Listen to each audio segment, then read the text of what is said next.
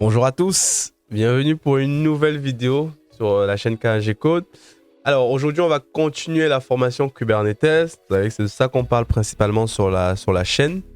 Donc on a déjà fait un long chemin quand même, franchement je pensais pas qu'on serait arrivé aussi loin. Pour faire un petit récapitulatif, on a commencé déjà par vous présenter l'historique de Kubernetes, après on avait enchaîné plusieurs vidéos sur les workflows Kubernetes pour voir la différence entre les deployments, les stateful sets, les cron jobs, les daemon sets. Suite à cela, ensuite, on a attaqué la partie un peu volume. On a vu comment est-ce qu'on peut sauvegarder nos applications, donc dans des volumes, avec les différents types de volumes, le hostpath, le MTDR, les PVC, les PV. Donc, on a vu la différence entre tout ça. C'est déjà pas mal, donc, mais il y a encore plein de choses à voir. Comme vous allez voir, Kubernetes, c'est un écosystème qui est assez large. Il y a beaucoup de choses voilà, qu'on va essayer de continuer à avancer. Donc là, je suis vraiment en train de vous donner les socles, les fondations sur Kubernetes. Après, il y a d'autres choses que vous pouvez voir.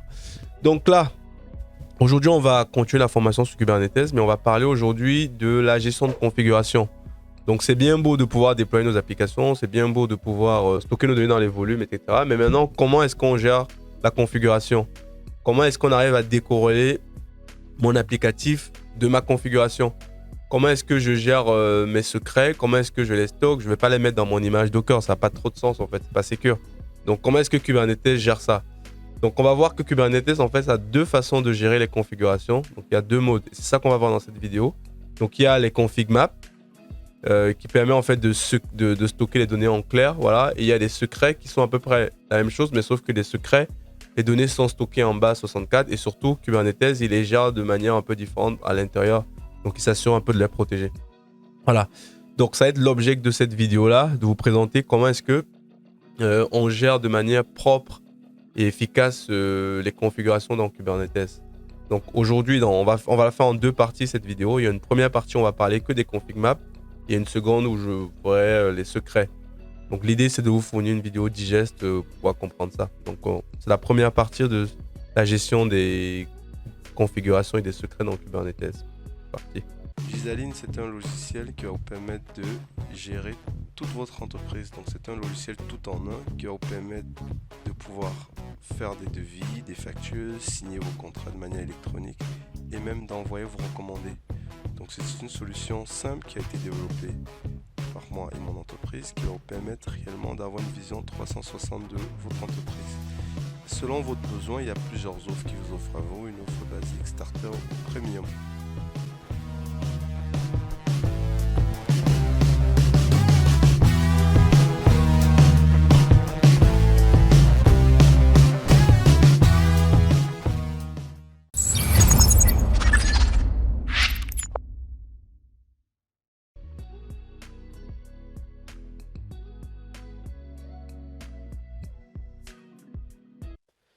Donc, hop, on va rapprocher le micro. Donc, la dernière fois, on s'était arrêté sur les volumes, les PV, PVC. On avait bouclé ce chapitre-là. Donc, aujourd'hui, on attaque la gestion des configurations. Et dans les configurations, on va commencer par les config maps. Donc, les config maps, c'est quoi en fait? Les config maps, ce sont des objets, Kubernetes forcément, qui sont utilisés pour stocker les données de configuration sous forme de clés valeurs paires en fait. Donc, Kubernetes a mis ça à disposition en fait pour pouvoir gérer de manière efficace vos configurations. Donc je vous prends un exemple, vous avez par exemple vos paramètres de prod, de dev qui sont différents, par exemple la base de données ou bien les informations d'authentification ou je sais pas, l'API que vous utilisez en dev, c'est pas la même API que vous utilisez en prod, etc. Donc Kubernetes vous permet de gérer ça, c'est-à-dire vous n'avez pas besoin d'avoir une image pour la prod, une image pour la dev, etc. Non, vous avez une seule image pour tous vos environnements, mais par contre, ce qui va les différencier, ce qui va changer d'un environnement à l'autre, ça va être la configuration. Par exemple, en dev, pour avoir des machines moins puissantes, moins redondées, et en prod, pour avoir des machines beaucoup plus puissantes. Donc, vous pouvez définir ces paramètres-là. Mais le socle même, l'applicatif ne bougera pas. Voilà. Donc, ça permet vraiment de séparer la configuration du code applicatif. Donc, c'est ça l'intérêt des config maps. Et c'est super important. Je veux dire, si dans la vraie vie, vous allez forcément travailler sur des config maps. Ça, c'est juste impossible. Quand vous utilisez des stateful sets, des deployments, des cron jobs ou des daemon sets, du moment où vous avez plusieurs environnements et que vos environnements ne sont pas identiques, vos environnements n'appellent pas les mêmes API, vos environnements n'ont pas les mêmes clés, etc., vous serez obligé de passer par des config maps et plus tard des secrets qu'on verra dans la prochaine vidéo. Donc, c'est ça l'intérêt des config maps. C'est vraiment, comme leur nom le dit, les configurations. C'est vraiment la configuration de votre application. Donc, c'est quoi dans les usages? Donc, en termes d'usage, je l'ai déjà dit, en fait, donc ça permet de stocker les variables d'environnement, voilà.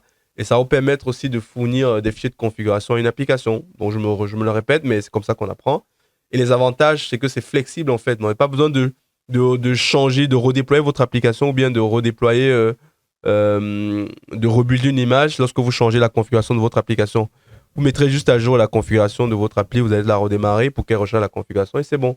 Et ça permet aussi une gestion centralisée euh, de vos paramètres. En fait, on va un fichier de configuration dans lequel il y a tous vos paramètres et vous appelez ça. Voilà. Donc, c'est super, super important les config maps. Vraiment super important. C'est quelque chose qu'il faut comprendre, il faut savoir comment l'utiliser. Et c'est justement le but de cette vidéo-là. Je vais vous montrer comment vous pouvez travailler de manière efficace sur les config maps. Donc, c'est parti pour la pratique.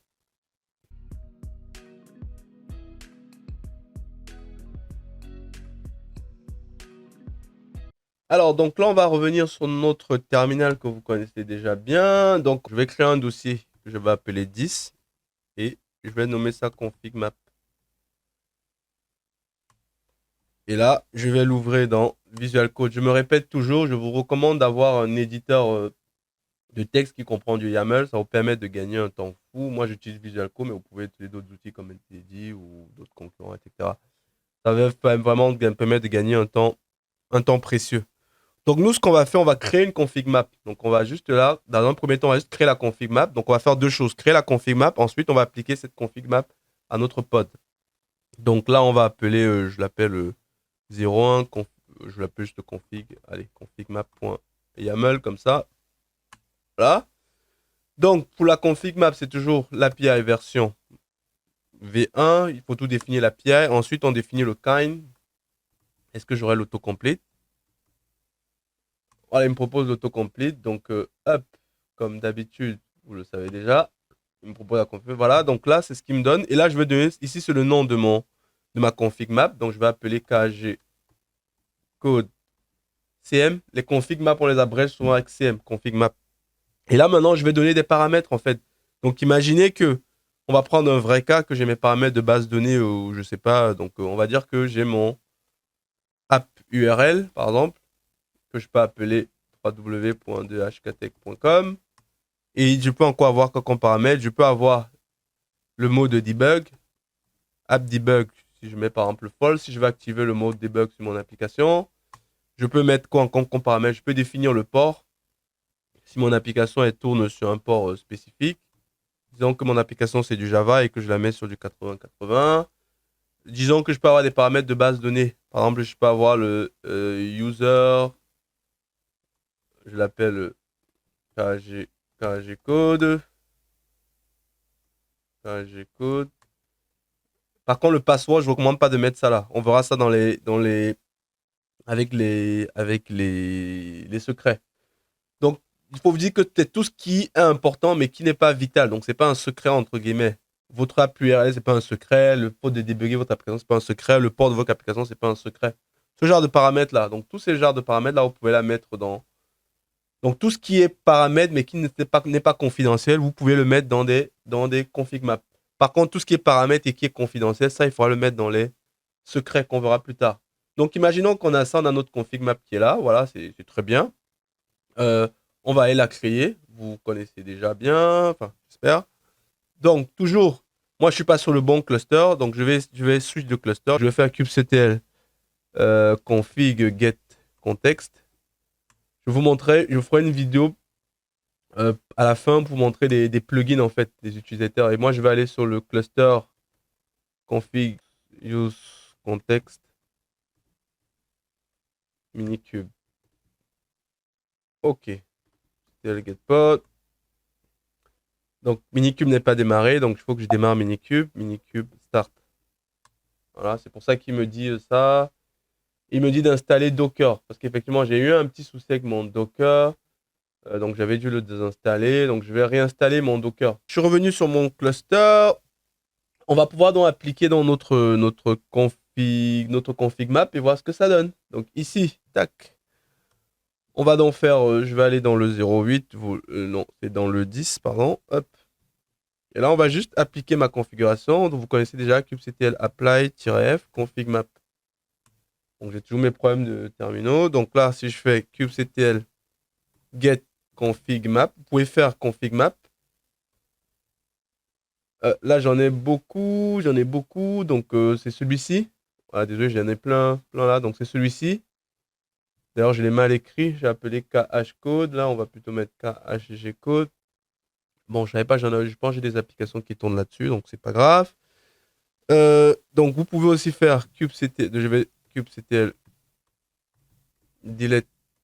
Vous pouvez delete aussi config map. Config map. Je vais delete celle-là parce que j'en ai pas besoin. Hop.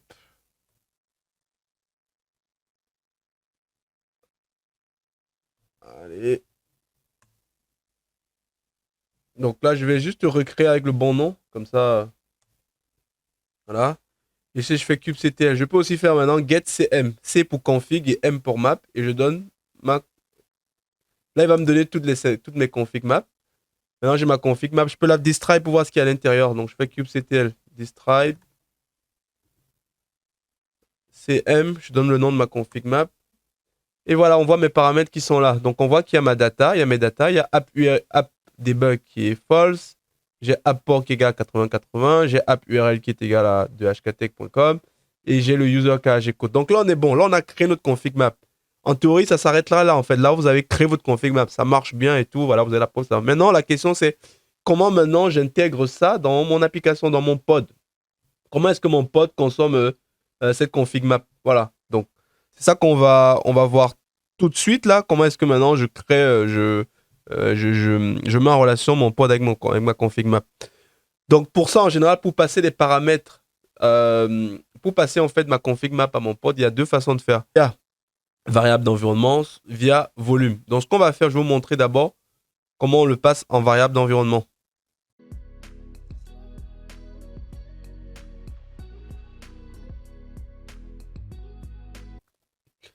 Donc ici, je vais créer un pod là qu'on va appeler pod cm.env.yaml. Donc en gros, ce que je vais faire ici, je vais créer un pod en fait, qui va récupérer tous les paramètres de ma config map comme variable d'environnement. Et on pourra le lire dans le pod comme variable d'environnement. Donc je vais prendre juste un code qui existe déjà. Donc là, je vais prendre sa khgcode démo, on va l'appeler. Je vais pas mettre pod, je vais appeler ici la cm.env. Voilà, je vais l'appeler cm.env pour dire config map variable d'environnement. Je vais mettre le même nom là, ici. Donc ça, c'est des choses que vous savez déjà. Donc je prends toujours la test de Nginx. Donc là, voilà, pour récupérer mes variables d'environnement, ça c'est super important. Donc vous avez vu, il y a un nouveau mot-clé que je rajoute au niveau de mon pod. Donc ici, il y a au niveau de mon pod, je vais rajouter la variable d'environnement env. Donc ça c'est normal, c'est pour dire que je vais créer une variable d'environnement. Et dans ma variable d'environnement, en fait, je vais dire que la value de le nom de ma variable d'environnement, elle va s'appeler app.env. Et la value, je vais la récupérer depuis ma config map ref. Et ma config map, je vais lui donner son nom. Donc le nom de ma config map, on l'a appelé khgcodecm. Donc je vais prendre ce nom-là que je vais mettre ici. Hop. Comme ça. Et ici, là, c'est la valeur. Donc il y a la clé que je récupère. Donc la clé que je vais récupérer, c'est ça. Donc, nous, on va mettre les 4 pour que ce soit plus simple. Donc, ici, au lieu de mettre env app, oui, je peux. Env app, ouais, je vais plutôt mettre env app URL. Voilà, ça va être plus compréhensible pour vous. Ma variable d'environnement s'appelle app URL et la clé qui va aller chercher, c'est toujours app URL. Voilà. Donc, ce que ça dit en fait, ce que ça dit en fait, ça veut dire que attends, on va l'appeler plutôt, pour que ce soit compréhensible, on va appeler URL application. Ça va être plus compréhensible pour vous comme ça. Donc, en gros, dans mon pod, il y aura une variable d'environnement qui va s'appeler URL application. Et cette URL application, la valeur qu'elle aura, ça sera la valeur de app URL. Et app URL, sa valeur, c'est quoi? C'est 3W de HKTech. Donc, dans mon application, j'aurai, dans mon pod, quand je l'ai j'aurai dans la variable URL application. Donc la restart pour ici, je ne la mets pas pour le moment parce qu'on pourra voir les fonctions avancées plus tard. Donc une fois que c'est fait, on va donc pouvoir appliquer ça. Donc je fais kubectl. Déjà, je vais faire un kubectl getPod.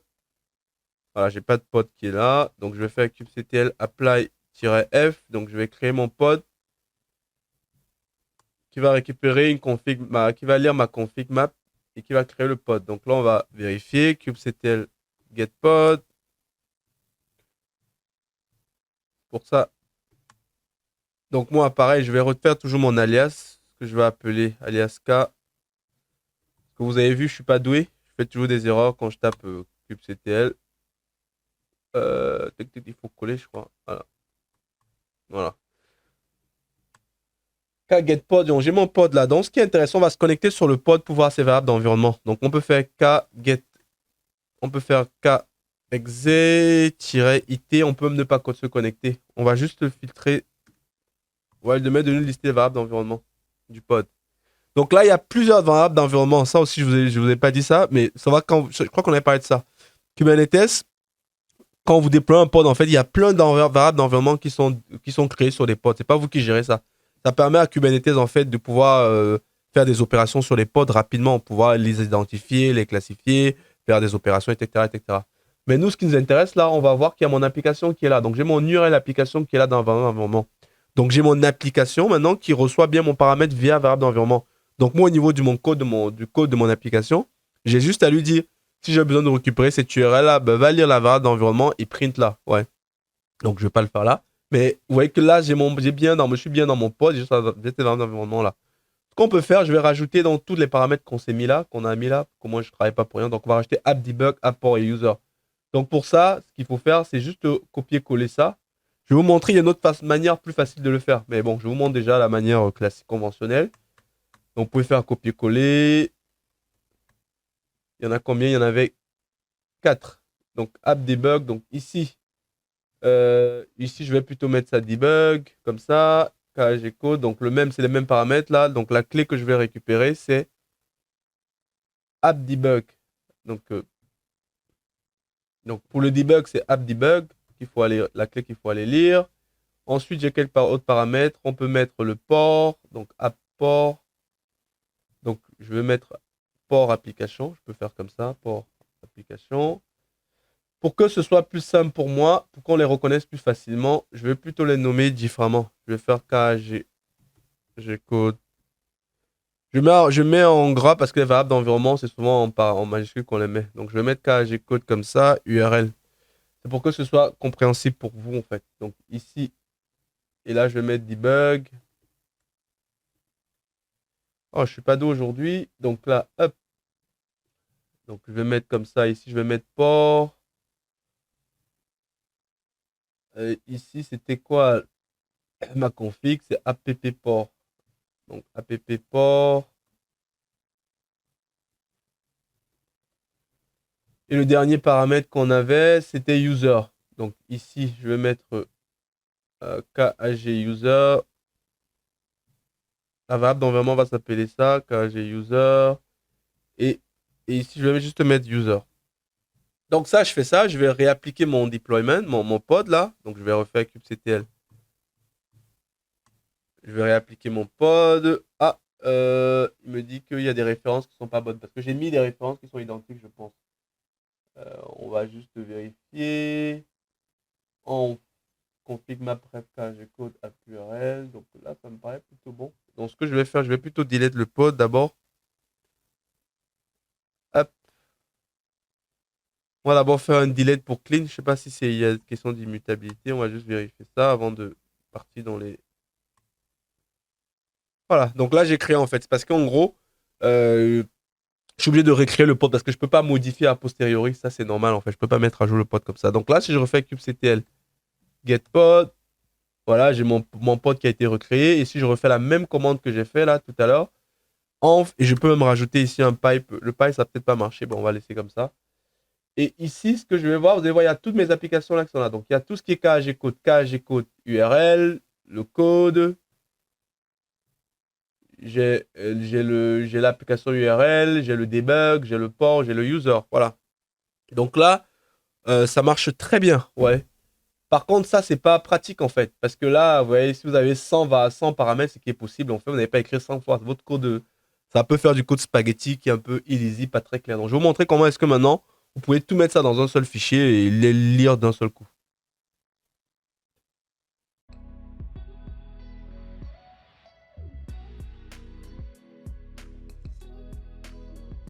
Donc là, je vais vous montrer comment est-ce que d'un seul coup, il est possible de lire directement toutes les valeurs d'un coup. Donc pour ça, je vais créer un second fichier que je vais appeler pod cm env from.yaml.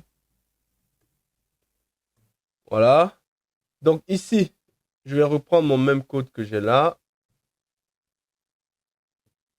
Je vais juste le changer après. Donc je reprends ce même code là que je mets là.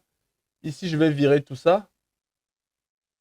Donc ici, donc j'ai plus besoin de faire ça. On va enlever ça. Au lieu d'utiliser env, cette fois, je vais utiliser une autre syntaxe qui est nouvelle. Donc on va utiliser env from.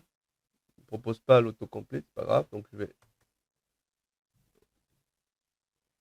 Normalement, c'est ça. Donc env from.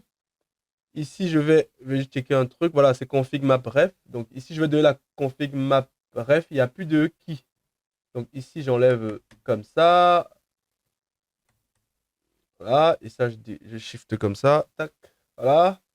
Et là, le nom, vous voyez là, je donne juste le nom cette fois de ma config map. Donc ma config map, elle est là. C'est KG code CM. Donc ici, oh, pardon, hop, KG code CM. Et j'enlève ça. Donc, vous voyez là, quand je peux utiliser en from, on va voir ce que ça donne. Donc, je vais créer un second pod. Donc, en from, on va le faire comme ça. Et je vais donc le réappliquer. Normalement, on va avoir les mêmes paramètres. Si j'ai bien fait les choses, c'était get pod. Donc, je fais kubectl. Ah, je suis pas au bon endroit, pardon. Hop, vous avez bien. Apply-f pod.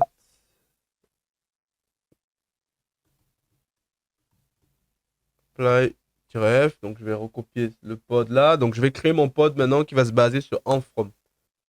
Alors, donc là, j'ai ma petite erreur. Je pense une erreur de syntaxe. Ça doit être. Ah, c'est ça. J'ai pas besoin de mettre ça. Stupide. Voilà. Et là, normalement, il faut mettre un tiret parce que ça peut être une liste toujours. Et ça, comme c'est du YAML, on va le décaler. Et ça devrait être bon. Vous voyez pourquoi c'est bien d'avoir un éditeur qui comprend du YAML. C'est plus simple. Parce que sinon, j'aurais galéré. Et là, si je réapply, non, c'est ça. Et voilà, on est bon. Et là, si je fais kubectl getPod, j'ai mon second. Ah! Tape trop vite et je me suis pas. Donc là, j'ai mon second pod qui est là et vous allez voir qu'ils ont exactement les mêmes variables d'environnement. Donc si je fais maintenant la même commande là, hop, oh, je suis allé trop loin, c'est pas grave. kubectl exe-it exe-it, je donne le nom de mon pod, je vais prendre ce pod là et je fais -env et là je peux grep kh. Voilà.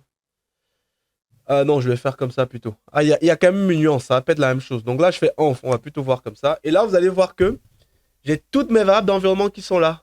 Ouais, elles sont là, user. Mais c'est quoi la différence? La différence, cette fois, c'est que j'ai réutilisé les mêmes noms. Donc si vous voulez utiliser en from, ce qui va se passer, vous n'avez pas besoin. Vous voyez, ici, j'avais réécrit tous les noms des variables d'environnement. Donc j'ai réécrit, vous voyez, là, j'ai code URL qui s'appelle en fait app URL, que moi j'ai renommé dans mon truc.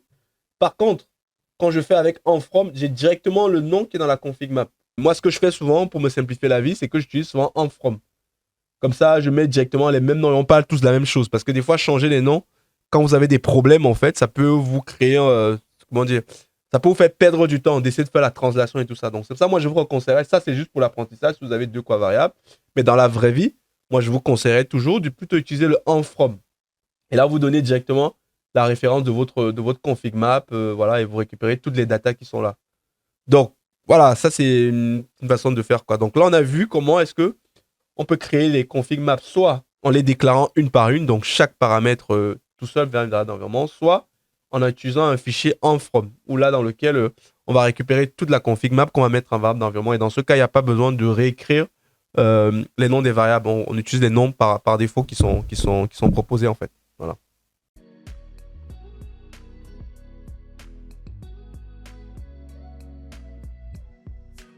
une troisième façon de gérer les config maps. Là, en utilisant un volume. On a vu, ça tombe bien, on a vu les volumes dans la vidéo précédente. C'est pour ça que j'ai pas voulu faire les config maps avant. Certains font faire les config maps avant les volumes. Mais moi, je préférais faire l'inverse. Comme ça, ça permet de mieux comprendre, en fait.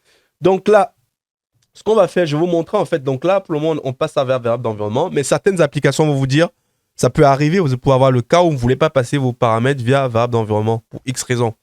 Parfois, selon le cas, le contexte dans lequel vous allez vous retrouver, peut-être vous aurez des contraintes qui font que en interne, vous ne souhaitez pas passer ça vers variable d'environnement. L'autre solution, c'est de passer ça via des fichiers et via des volumes. Donc, je vais vous montrer comment est-ce qu'on peut monter la configuration comme un volume sur le pod. Donc, pour ça, on va créer un second fichier config map que je vais renommer ici. Donc, ici, config map, je vais mettre ça volume. Voilà, ça va être plus explicite. Donc, ici, ma data, ce qui est différent ici, en fait, je vais plutôt lui donner un fichier. Donc, ce qu'il va faire, je vais venir ici. Je vais plutôt lui donner, je peux donner le fichier config.json. On va dire que c'est un JSON que je donne. Voilà. Et ensuite, je fais un pipe L comme ça. Et dans mon JSON, il va contenir tout ça. Tac. Imaginez que la config de mon application, c'est un JSON. Voilà, vous pouvez passer un JSON. Je peux faire ça. Hop. Par contre, il faudrait que je améliore après la syntaxe de mon JSON. Le JSON, il faut des virgules, virgules, virgules. Donc là, on n'est pas trop mal. Et ce qui est pas mal aussi souvent, c'est d'avoir des deux points. Des doubles côtes pour avoir un JSON qui est correct. Voilà. Donc là, c'est une seconde façon de passer mes variables d'environnement. Donc là, j'ai ma config qui est là. Donc là, cette fois, ce que je vais faire, je vais passer ma config via un fichier. Et ce fichier-là, il va être remonté dans mon pod. Voilà. Donc, il me dit qu'il y a une erreur là. Normalement, c'est plutôt bon de ce que je vois. Pour moi, il n'y a pas d'erreur de syntaxe. Hein. Voilà. Je pense que, je sais pas pourquoi il colorie. Need to be a single line. Single line. Bon, je pense que... Ah, j'ai oublié le 2 points. C'est ça qui manquait. Voilà. Là, je vais créer un second volume. Tac. Un troisième pod là. Donc, je vais le renommer en volume. Voilà. Voilà. Donc, ici, ma config map, si je vais l'appeler, que ce soit plus simple, là, je vais renommer ça en 02 pour dire que j'aurais pu mettre ça en 03, 03 pour reconnaître que ça va ensemble. Plus simple après, quand je vous partagerai les fichiers, que vous ne soyez pas perdus. Voilà. Donc, je vais quand même un peu réduire ça. Donc là, on est pas mal. Donc, ma config map, je vais juste la renommer CM volume. Donc, ce qui fait que moi, au niveau de mon pod, là, tac, tac. Oh, attends. Ouais, j'ai copié un nouveau. Donc, ce qu'il va faire, je vais garder ça je vais appeler en volume. Voilà. Et bon, ce qui va se passer maintenant, donc là, j'aurais plus besoin de ça. Parce qu'on va pas utiliser une variable d'environnement, on va utiliser plutôt un volume. Donc, ce que j'ai besoin, je vais créer mon volume. Voilà, vous savez déjà normalement comment ça marche. Donc, en volume, on lui donne toujours son name. Donc, on va appeler ça config volume. Donc, je l'appelle comme ça. Et ensuite, on va donner la référence config map. Ah, il allait trop vite. Trop vite. Donc, ici, c'est plus tout simplement config map comme ça. Hop. Mon autocomplete fonctionne trop bien. Donc, c'est pour dire que mon volume, en fait, il va être mappé sur une config map. Voilà. Ah, il n'y a pas de rep. Mon autocomplete déconne. Donc, ça aussi, c'est mieux de faire comme ça. Et ensuite, là, je vais donner le nom de ma config map. Donc, on l'a appelé ici KG code volume. Donc là, je viens là, je lui donne ça. Comme ça. Donc là, c'est pas terminé. Maintenant, au niveau de mon volume, il faut maintenant que je crée le point de montage. Donc, le volume monte.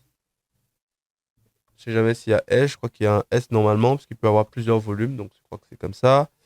Et ensuite, là, on va donner les noms. Donc, le nom de mon volume. Espace name 2 points. Le volume que je vais utiliser, c'est config volume. Voilà, c'est ça le nom que j'utilise là. Et ensuite, je vais donner le chemin. Donc, le mount path. Le mount path, où est-ce qu'on va le monter? Je vais le monter dans /tmp/config. Voilà, c'est plus simple. Voilà. Donc, ce qui va se passer cette fois-là, avec mon nouveau pod là, en fait, il aura les mêmes paramètres, la même config que les autres, sauf que cette fois, ça va être dans un fichier config.json en fait, qui sera dans le dossier /tmp /config. Voilà, là-dedans, /config. On va vérifier. Je sais pas s'il met, je pense que ça va s'appeler /tmp /config. Donc, on va vérifier tout ça. On est pas mal. Donc, on va appliquer ça pour voir. Donc, je vais appliquer mes deux fichiers 03. Donc, je fais kubectl apply -f. Donc, j'applique d'abord ma config map qui est là. Et là, si je fais kubectl get cm pour récupérer ma config map, elle est là. Elle est où là? KG code, je la vois pas. Elle est où? Elle est pas là. Ah, j'ai appliqué. Attends. Oh non, j'ai appliqué le pod avant. Du coup, le pod doit cracher là. Je fais kubectl get pod. Ouais, le pod, il est en creating. Je pense il va pas réussir à se créer parce il va attendre que le volume existe en fait. Parce que là, j'ai fait les trucs en invent, mais c'est pas grave. Donc, on va créer maintenant la config, puisqu'il peut pas aller lire. Je lui dis d'aller lire la config map, mais elle n'existe pas. Donc, du coup, il attend que ce soit là. C'est pour ça qu'il reste, quand vous voyez là, il est en creating. Voilà, donc si vous voyez souvent vos pods qui restent longtemps en creating, ça veut dire que potentiellement, il y a une config, un truc qui va pas. Donc, c'est tout ça, je l'ai détaillé dans un livre que j'ai écrit là, Mastering Kubernetes, où j'explique ce genre de comportement. Donc là, ce qu'on va faire, on va maintenant appliquer la config. Voilà. kubectl apply-f. Donc là, je vais appliquer la config. Voilà, et là, je fais kubectl get cm. Là, je dois l'avoir. Ah. J'essaie de m'efforcer à écrire kubectl parce que comme c'est un cas pédagogique, je mets K, ça va vous perdre en fait. Voilà. Donc même s'il y a mon alias, moi dans la vraie vie, je mets toujours K. C'est pour ça que pour aller vite. Donc là, et là, si je fais kubectl describe de ma config map qui s'appelle KAG code volume. Là, j'ai ma config, vous voyez. Donc là, on va dire qu'on est bon. Donc ma config existe bien. Maintenant, on va aller sur le pod, kubectl get pod. Est-ce qu'il est creating? Donc il est toujours en creating. Ça ne devrait pas être le cas. Est-ce que c'est parce qu'il y a un volume qui n'existe pas? Donc ce que je vais faire,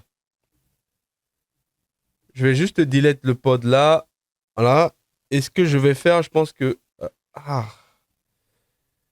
il faut que je m'applique. kubectl delete pod. Donc ici, ce que je vais faire, je pense je vais plutôt mettre à la racine de /tmp. Parce que je pense, j'ai un petit doute là. Je vais mettre vraiment à la racine de /tmp pour voir ce qui se passe. Et là, je vais réappliquer. C'est pas celui-là. Là, c'est la config Mac avec le volume. Donc, je vais appliquer le pod. Voilà. Je vais créer mon pod, kgetpod. Voilà, donc j'ai mon pod qui est bien là. Donc là, je vais aller me connecter dessus. kubectl exe-it. Cette fois, on va vraiment se connecter sur le pod là. Et normalement, on devrait voir un fichier de configuration qui est créé. Tac, je fais /tmp. Voilà. Je pense qu'on est pas mal. Donc là, j'ai ma configuration. Donc maintenant, si vos applications lisent des fichiers de configuration, vous pouvez venir lire votre fichier de configuration et vous allez pouvoir lire vos valeurs en fait. Donc et là, vous avez votre configuration. Donc c'est pas mal et tout. Donc voilà, je vais juste renommer ça comme ça, up. Ça va permettre, quand je vais partager les fichiers j'aime bien souvent renommer les fichiers, comme ça permet d'avoir une sorte d'ordre chronologique. Ça, c'était le 01 aussi, et celui-là, c'était le 02. Voilà. 02. Et voilà, vous avez tout. Donc là, vous maîtrisez maintenant, je vous ai présenté les 3 modes et tout, on a vu que ça marche bien. Donc une fois que c'est fait, donc là, je vais exit. kubectl get pod.